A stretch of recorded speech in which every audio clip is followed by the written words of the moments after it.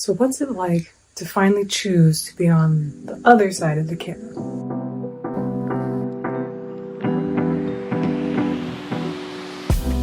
I spent years being a spectator, and then I realized that my life and time and age was moving on, but I wasn't. I continued to be a spectator in a passive role, just taking in the art of other people, but I wasn't creating my own art.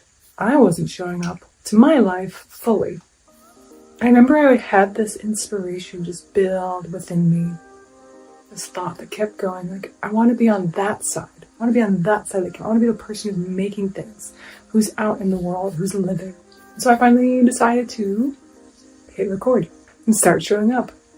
And I know that the biggest block usually is figuring out, what do you even say? Like, what do I say? Especially when you've been a spectator for so long, consuming and consuming. Your mind is used to the passive role of consuming, but not the active role of creating. But it's a muscle and something that you build by stepping into it.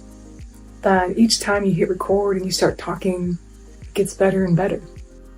And you don't have to keep all of your old videos public. Get used to what it feels like to be the creator, to create.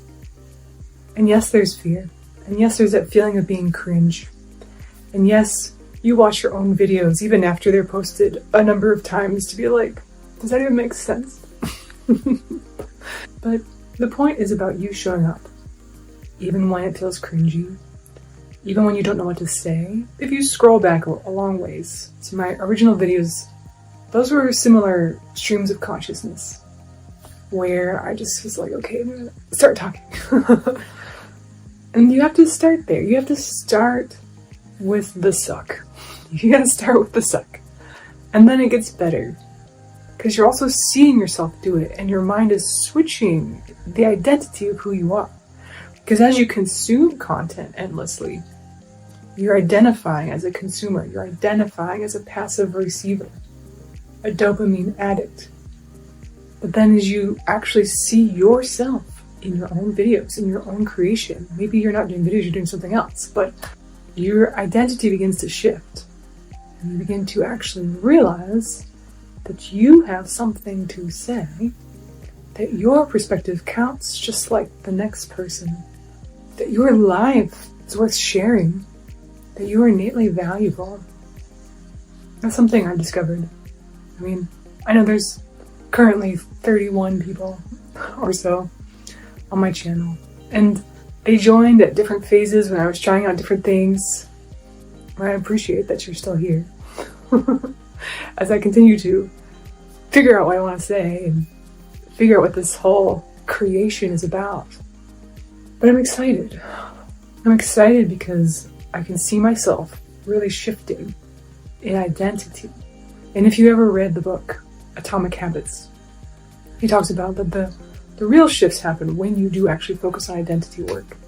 So it's something I've been exploring for a long time. The greatest shifts and growth in my life happened when I really was focusing on the identity, who I saw myself as. And it can even begin with your own thoughts, decisions that you make, choices that get made over and over, where you begin to cut off that part that's trying to shame you. The shame doesn't really do anything, right? Guilt can be somewhat helpful because then you realize, maybe I want to change my behavior or something. But shame doesn't do anything. It just shuts you down.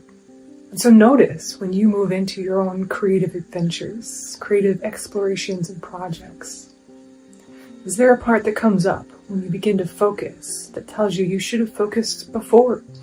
You should have been doing this, right? That's the part that was likely driving the avoidance in the first place. It was just quieter. But as you still yourself to begin to create, you just begin to hear the background noise that was going on. And if you look at it like that, oh, I'm just going to observe, like, okay, this was part of the background noise that was probably driving some of my grouchy day. Okay, I get to choose to let that go. I get to choose to not let that be a voice that I care about.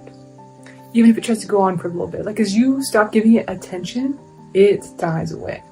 And I connected back in with that part of me that deeply desires to create, that deeply loves when I actually show up and do this, and when I create something, when I say something, even if it's not perfect, and then I put it out there. So much of our creative process and our life is our relationship to ourselves and those internal voices, and those internal urges, and those moods, and those thoughts.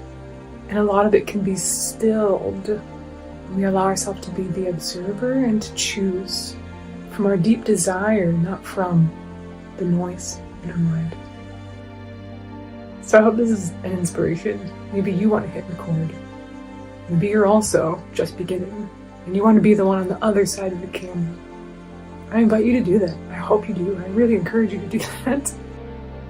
There's no time like the present, this moment right now, to choose to create, to choose to lay down whatever noise is in your mind and just show up to the practice of showing up. What if showing up was a practice in and of itself?